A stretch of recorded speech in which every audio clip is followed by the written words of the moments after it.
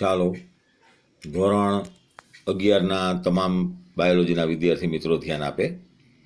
આપણે પ્રકરણ 14 ચાલુ છે, શ્વસનની પ્રક્રિયા, બહુ મહત્વની પ્રક્રિયા. એમાં આપણે 8 પ્રશ્ન પૂરા થઈ ગયા છે.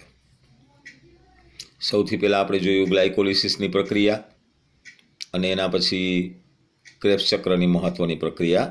એ તમને ગયા વિડીયો લેક્ચરની અંદર સમજાવેલું છે. આ ઉપરાંત એટીપીની ગણતરી પણ મેં તમને સમજાવી છે કે ક્રેબ્સ ચક્રની અંદર 1, 2, 3 અને 4 જગ્યાએ NADH મુક્ત થાય છે અને એક જગ્યાએ FADH મુક્ત થાય છે. એક NADHમાંથી 3 એટીપી મળે અને FADમાંથી 2 એટીપી મળે. પણ મિત્રો ધ્યાન રાખો, ક્રેબ્સ ચક્રની અંદર ઉત્પન્ન થયેલા NADH અને FADH જ્યાં સુધી આના પછીની જે ત્રીજી પ્રક્રિયા છે, એટલે કે ઓક્સિડેટિવ ફોસ્ફરીકરણ, જે આજે આપણે લેવાના છીએ, એમાં પસાર નહીં થાય ત્યાં સુધી એટીપી પ્રાપ્ત થશે નહીં. એટલે અહીંયા ઉત્પન્ન થયેલા NADH2 અને FADH2 એને હવે પછીની પ્રક્રિયા એટલે કે ઇલેક્ટ્રોન પરિવહન તંત્ર ETS ઓક્સિડેટિવ ફોસ્ફોરાયલેશનની અંદર પસાર થશે ત્યારે જ આ એટીપી મળશે. એ ખાસ ધ્યાન રાખવાનું છે. એટલે જ ક્વેશ્ચન નંબર 9 આપણે શરૂ કરીએ છીએ. પ્રશ્ન લખી નાખજો. ઇલેક્ટ્રોન પરિવહન તંત્ર ETS અથવા ઓક્સિડેટિવ ફોસ્ફોરાયલેશનની મહત્વની પ્રક્રિયા ચાર્ટ સાથે સમજાવો. 9મો પ્રશ્ન. આ જે પ્રશ્ન છે એમાં શરૂઆતમાં વ્યાખ્યા આપી છે. અહીં વ્યાખ્યા છે, ઓક્સિડેટિવ ફોસ્ફરીકરણ કોને કહેવાય. હમણાં જ તમને વાત કરી કે શ્વસનની પ્રક્રિયાની અંદર ઉત્પન્ન થયેલા NADH2 અને FADH2 એમાં સંચય પામેલી ઉર્જા આપણે ઉપયોગમાં લઈએ છીએ, પણ અત્યારે જ પ્રાપ્ત થાય છે. ખાસ મહત્વનું વાક્ય, જ્યારે તેઓનું ઓક્સિડેશન ઇલેક્ટ્રોન પરિવહન તંત્ર દ્વારા થાય અને પાણીના નિર્માણ માટે ઇલેક્ટ્રોન ઓક્સિજનને પ્રાપ્ત થાય ત્યારે જ આ પ્રક્રિયા થાય. એટલે વ્યાખ્યા અહીંયા આપી છે, જુઓ. ચયાપચય પરિપથ જેના દ્વારા ઇલેક્ટ્રોન એક વાહકથી અન્ય વાહક તરફ જાય અને એ ઇલેક્ટ્રોનમાંથી જે શક્તિ મળે એમાંથી એટીપી બને, તેને ઇલેક્ટ્રોન પરિવહન તંત્ર ETS તરીકે ઓળખવામાં આવે છે. એની વ્યાખ્યા થઈ ગઈ. એક બીજી વ્યાખ્યા પણ સામેના પાના ઉપર આપી છે, છેલ્લે સામેના પાના ઉપર. અહીંયા જુઓ, છેલ્લી બે લીટી. ઓક્સિડેટિવ ફોસ્ફરીકરણ. શ્વસનની આ પ્રકારની પ્રક્રિયામાં ઓક્સિડેશન રિડક્શન દ્વારા ઉર્જાની પૂર્તિ થાય છે, જેના ફળ સ્વરૂપે આ કારણથી થતી ક્રિયાવિધિને ઓક્સિડેટિવ ફોસ્ફોરાયલેશન કહે છે. એટલે બે વ્યાખ્યા આપી છે. છેલ્લે પણ વ્યાખ્યા આપી છે અને શરૂઆતમાં પણ આ વ્યાખ્યા આપી છે. તો આપણે ખાસ એ ધ્યાન રાખવાનું છે કે NADH અને FADHમાંથી જે શક્તિ મળે છે એ NADH અને FADH ઇલેક્ટ્રોન પરિવહન તંત્ર એટલે કે આ તબક્કામાં પસાર થશે ત્યારે જ શક્તિ પ્રાપ્ત થશે. એના માટે આપણે સામેનો ચાર્ટ જોઈએ. આ ચાર્ટ આપણે જોશું તો ખ્યાલ આવશે કે આપણે કણાભ સૂત્રની રચના આપણે જાણીએ છીએ. એક મેં સાદી આકૃતિ અહીંયા ઉપર બતાવી છે. આ કણાભ સૂત્ર આગળના પાઠની અંદર આવી ગઈ છે. કણાભ સૂત્રમાં 2 પટલ આવેલા છે, બરોબર. એક બાહ્ય પટલ છે, આ બાહ્ય પટલ છે, બહારનું પટલ, આ અંદરનું પટલ છે, અને 2 પટલની વચ્ચે અવકાશ આવેલો છે. એને આપણે કહીએ છીએ આંતરપટલીય અવકાશ. અને અહીંયા એનું આધારક છે, એનું મેટ્રિક્સ છે. આ અંતઃપટલ છે. ફરીથી બાહ્ય પટલ, અંતઃપટલ, ક્રિસ્ટી, આધારક. તો આ જે પ્રક્રિયાઓ છે એ પ્રક્રિયાઓ કણાભ સૂત્રની અંદર થવાની છે, ખાસ કરીને ક્રિસ્ટી પટલમાં, અંતઃપટલમાં થવાની છે. એટલે અહીંયા તમે જુઓ, આકૃતિઓમાં નામ નિર્દેશન કરેલું છે. આ આંતરપટલીય અવકાશ એટલે કે આ 2 પટલ વચ્ચેનો અવકાશ. આ છે કણાભ સૂત્રનું અંતઃપટલ એટલે અંદરનું પટલ, આ અંદરનું પટલ, અંતઃપટલ, અને આ છે આધારક એટલે અંદરના ભાગમાં ભરેલું મેટ્રિક્સ, આધારક, બરોબર. હવે અહીંયા આખી પ્રક્રિયા સમજાવી છે. અહીંયા આખી પ્રક્રિયાને આપણે 4 સંકુલમાં વેચી નાખવાની છે. સંકુલ 4 એનું વર્ણન કરવાનું છે આપણે. અહીંયા જુઓ, આ જે લખેલું છે NADH વત્તા એચ થઈને NAD બને છે, એટલે હાઇડ્રોજન મુક્ત થાય છે, ઓક્સિડેશન થાય છે NAD રિડક્ટેઝ નામના ઓક્સિડેશન કરાવનારો ઉત્સેચકની મદદ દ્વારા. આને કહેવાય છે સંકુલ 1. આને કહેવાય છે 2 નંબર સંકુલ 2. FADH2 માંથી FAD બને, FAD રિડક્ટેઝ ઉત્સેચકનું નામ. ઇલેક્ટ્રોન મુક્ત થાય 2 ઇલેક્ટ્રોન, આમાંય 2 ઇલેક્ટ્રોન મુક્ત થાય. સંકુલ પહેલું, સંકુલ બીજું. આખું સંકુલ 3 આપ્યું છે, આખું સંકુલ 3. અને અહીંયા જે છે સાઇટોક્રોમ C વાળું, એ છે સંકુલ 4. ખ્યાલ આવી ગયો? હવે આ સંકુલની અંદરનું જે વર્ણન છે એ વર્ણન મેં સંકુલ પ્રમાણે જ કરી નાખ્યું છે. અહીંયા જુઓ, પહેલાં અહીંયા વ્યાખ્યા આપી દીધી, આ વ્યાખ્યા અહીંયા સુધીની.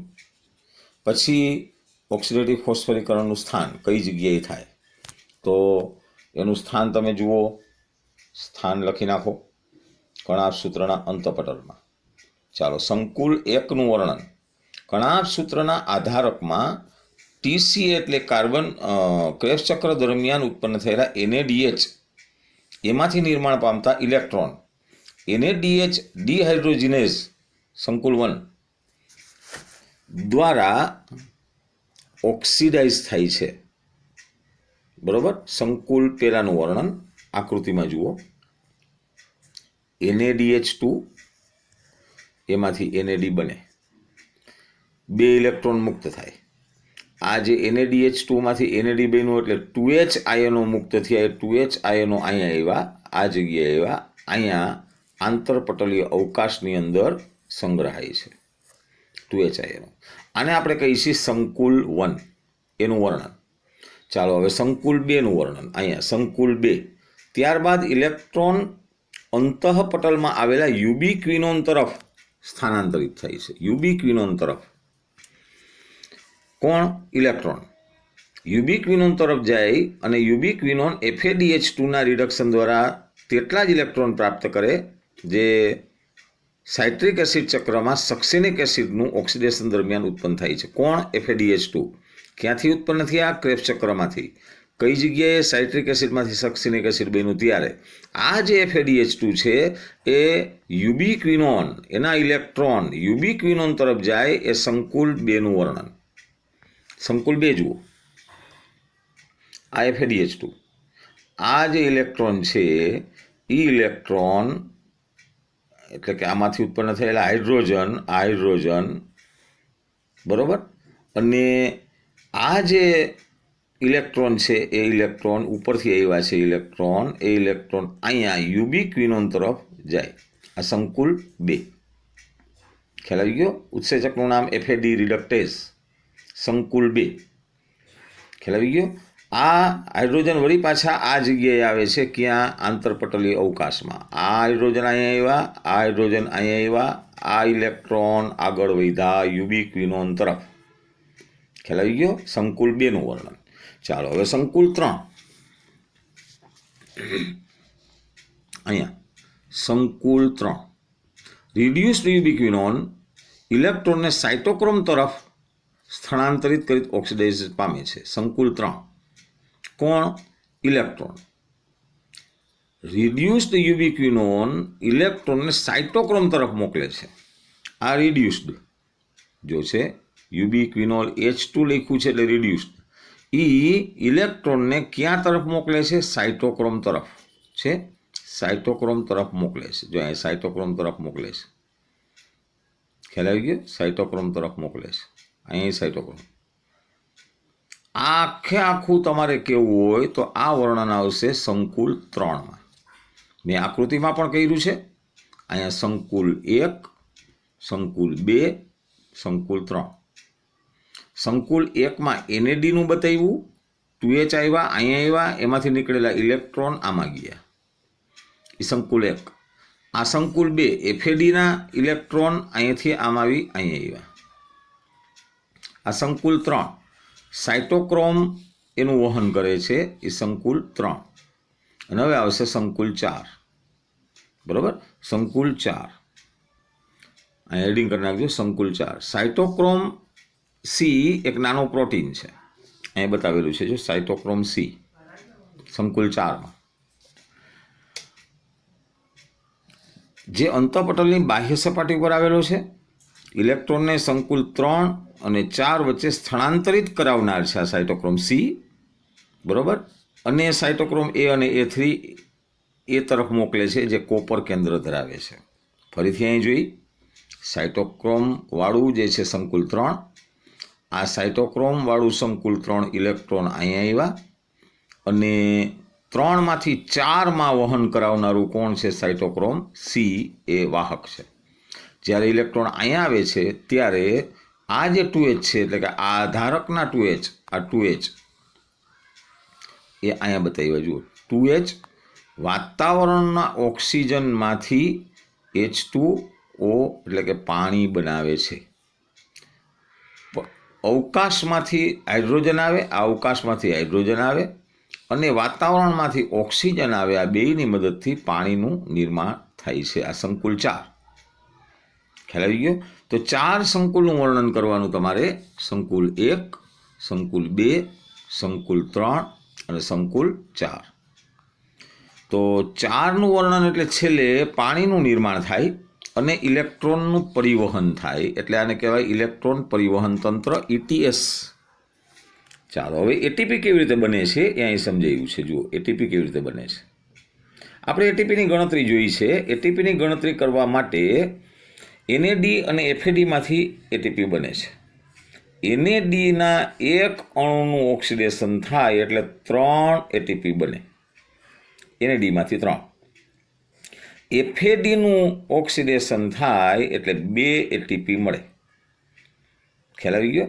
કોણ કરાવે છે?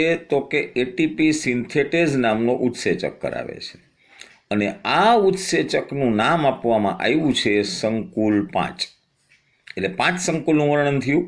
4 ઓની અંદર આપણે ઇલેક્ટ્રોન ચાર્ટની અંદર જોયા, આ ચાર્ટમાં 4 સંકુલ જોયા અને 5મું સંકુલ એટલે એટીપી સિન્થેટેઝ જે એટીપી બનાવે છે. કેમાંથી બનાવે છે? NADમાંથી 3, FADમાંથી 2. તો આ થઈ ગયું સંકુલ 5નું વર્ણન અથવા એટીપીનું નિર્માણ. ચાલો, આની અંદર ઓક્સિજન પણ ફાળો લે છે, કારણ કે આપણે કીધું કે ઓક્સિજનની હાજરીની અંદર, વાતાવરણના ઓક્સિજનની હાજરીમાંથી એ પાણી બનાવે છે.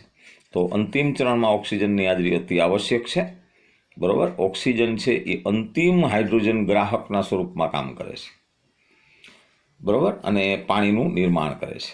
આ છેલ્લે ઓક્સિડેટિવ ફોસ્ફોરીકરણની પાછી વ્યાખ્યા આપી મેં તમને શરૂઆતમાં કીધું.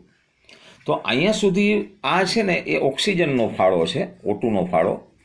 આ છે એ સંકુલ 5નું વર્ણન અથવા એટીપીનું નિર્માણ. અહીંયાથી મેં તમને સમજાવ્યું સંકુલ 4, 3, 2 અને સામેના પાનામાં સંકુલ 1. ખ્યાલ આવી ગયો. આ વળી પાછી વ્યાખ્યા આવી ગઈ શરૂઆતની.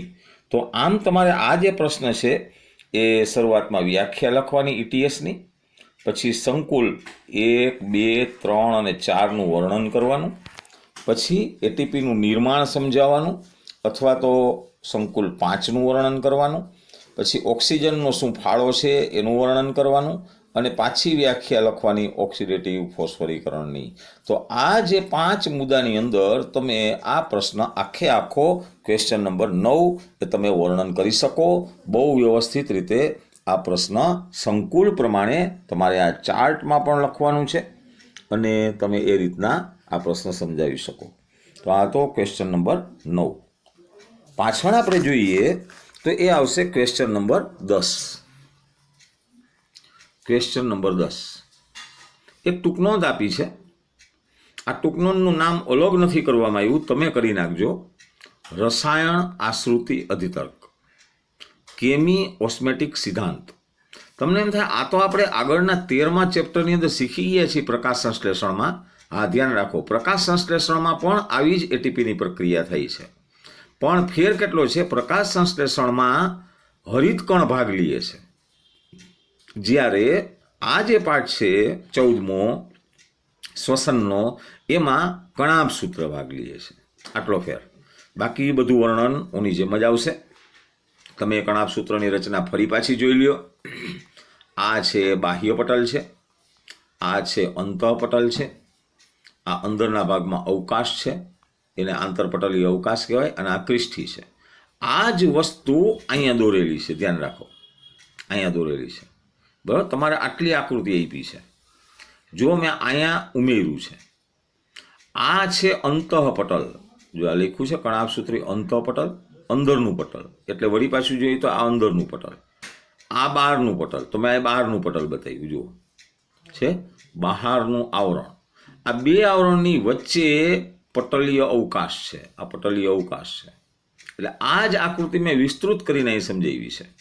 તો આપણે એમ કહેવાય કે આ અંદરની બાજુ થઈ, આ બહારની બાજુ થઈ. ખ્યાલ આવી ગયો? હવે એમાં આ ઉત્સેચક આવેલો છે. આ ઉત્સેચકની આકૃતિ પણ આપણે આની પહેલાના ચેપ્ટરની અંદર સમજ્યા છીએ, પ્રકરણ 13માં.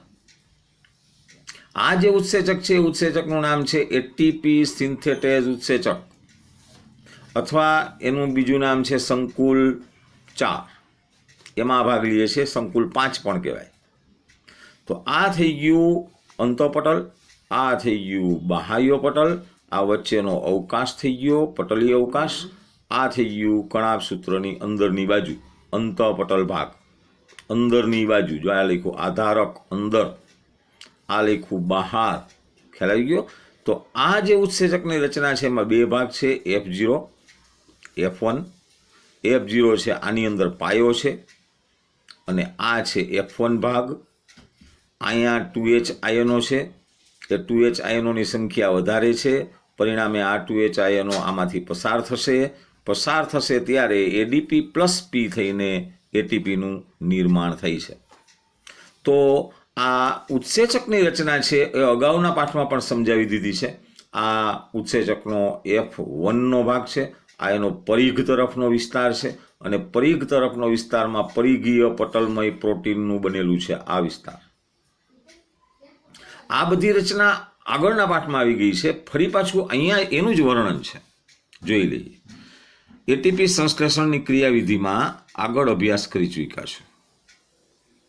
અગાઉના પ્રકરણમાં રસાયણ આશ્રિત અધિતર્ક, કેમી ઓસ્મેટિક સિદ્ધાંત પહેલા વર્ણવેલું છે. એમ ઇલેક્ટ્રોન પરિવહન તંત્ર દરમિયાન મુક્ત ઉર્જાનો ઉપયોગ, એટીપી સિન્થેટેઝ સંકુલ 5, એની મદદથી એટીપીનું સંશ્લેષણ થાય છે.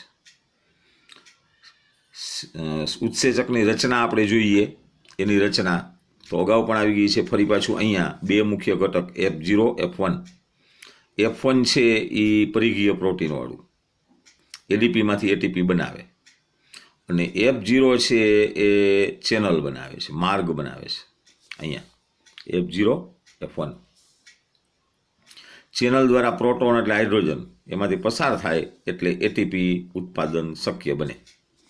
ઇલેક્ટ્રોન પ્રોટોન કેમિકલ ઢોળાંશ એટલે રસાયણ આશ્રિત અધિતર્ક, બરોબર, એ 2H આયન આંતરપટલીય અવકાશમાંથી F0માં થઈને, એટલે આમાં થઈને કણાભસૂત્રના મેટ્રિક્સ તરફ, મેટ્રિક્સ અહીંયાથી અંદર, અહીંયા મેટ્રિક્સ આવેલું છે, આધારક આવેલું છે, ત્યાં લખવું આધારક, અહીંથી આમ આધારક તરફ, મેટ્રિક્સ તરફ, આધારક તરફ ગતિ કરે છે અને એટીપી બને છે.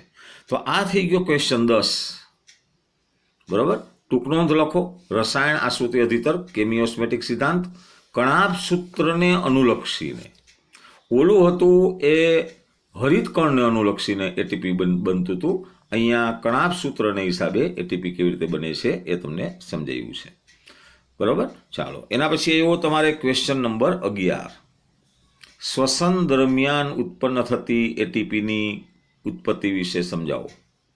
મેં તમને એટીપી કેવી રીતે બને છે એ તમને આખો ચાર્ટ સમજાવેલો છે. આખો ચાર્ટ આની પહેલા આપેલો છે.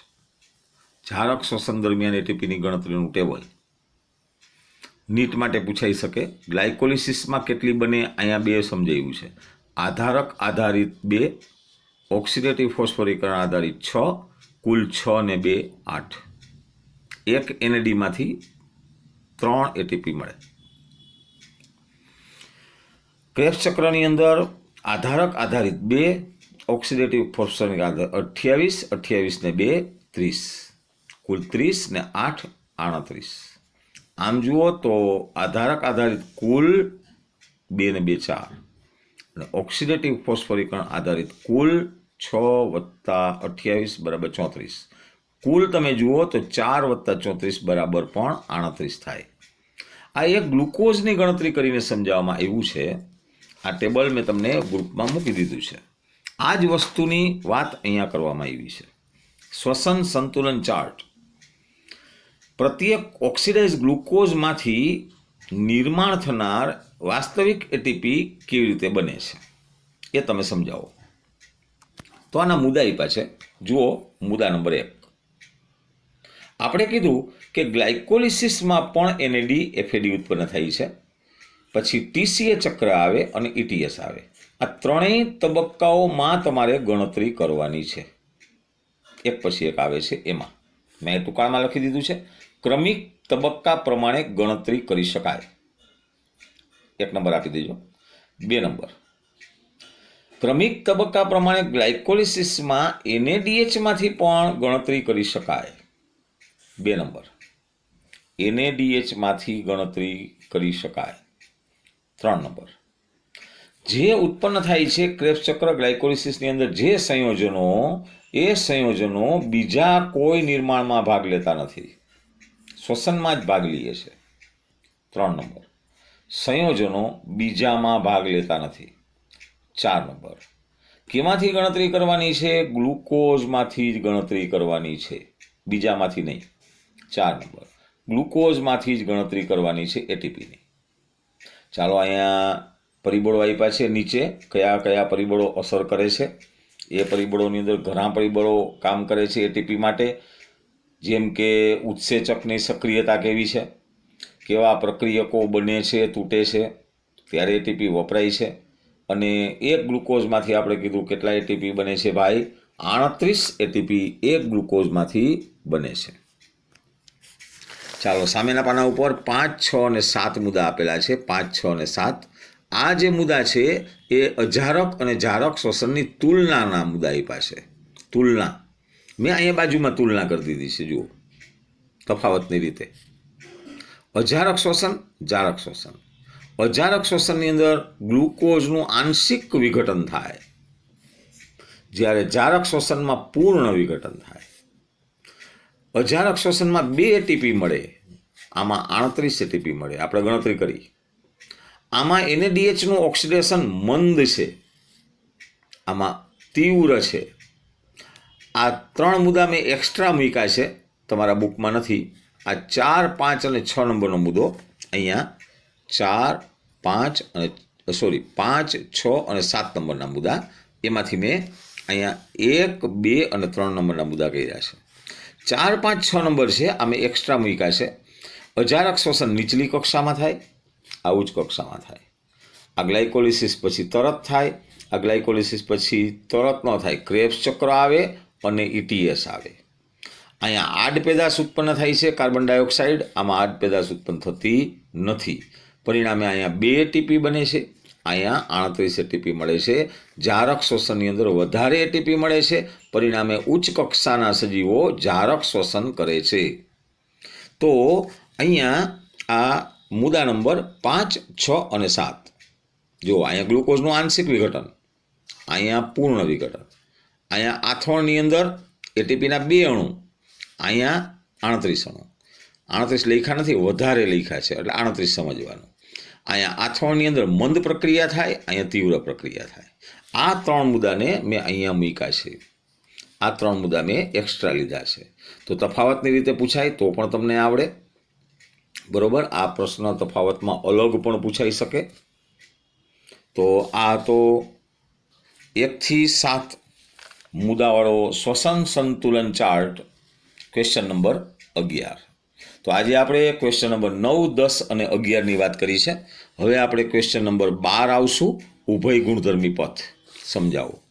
ક્વેશ્ચન નંબર 12 આવતા વિડીયો લેક્ચરની અંદર આપણે લેવાના છીએ. તમામ વિડીયો લેક્ચર બરાબર એનો અભ્યાસ કરજો, એના ઉપરથી એટીપીની ગણતરીઓ કરજો અને ખૂબ સરસ રીતે પ્રકરણ 14 તમારે તૈયાર કરવાનું છે. નીટની દ્રષ્ટિએ, એટીપીની ગણતરીની દ્રષ્ટિએ પણ આ પ્રકરણ બહુ જ મહત્ત્વનું છે, બહુ જ ઇમ્પોર્ટન્ટ છે.